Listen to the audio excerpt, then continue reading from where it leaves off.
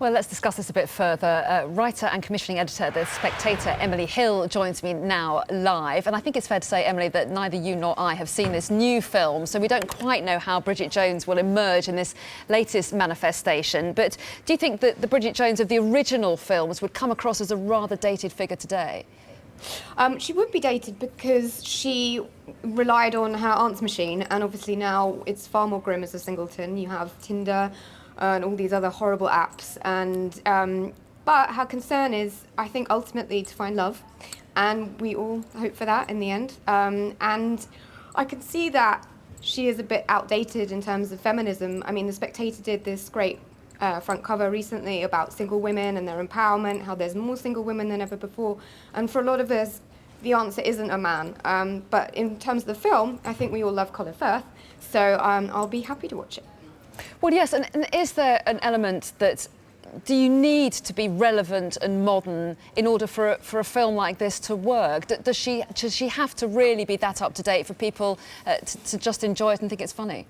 No, I don't think she does. I think she's basically now like a classic comic figure, kind of like Basil Fawlty and Captain Mannering on Dad's Army. She's this great female comedic figure, and I think she celebrates, you know, how silly we can be sometimes, you know, the obsession with the big pants, which would now be Spanx. You know, we do worry about these things as women, and probably we shouldn't. But I think there's something brave about Bridget Jones. I mean, I loved the first film, which was basically Pride and Prejudice rewritten by Helen Fielding in a masterfully funny way. And then the second film wasn't quite so good, but I really enjoyed at the beginning how she jumped out of the plane, rather like Roger Moore did in James Bond, and suddenly the parachute opened up and she was flying the flag for Britain. I think she's one of the few female figures that has sparked a movie franchise. So I think feminists, you know, start laughing at Bridget, and with the rest of us maybe.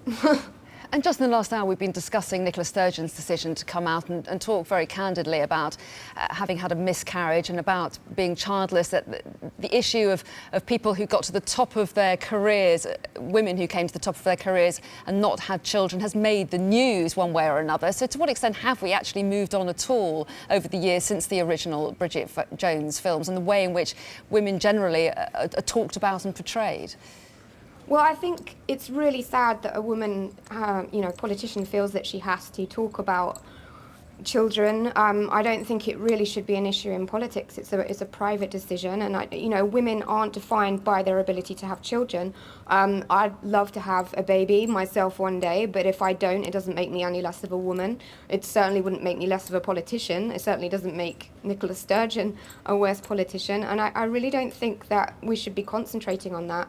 But I mean, it isn't. I mean, Bridget Jones is tapping into you know, the difficulty that, you know, women have who have careers in their 30s, they want children. This is what she's engaging with now. This is where she is in her life.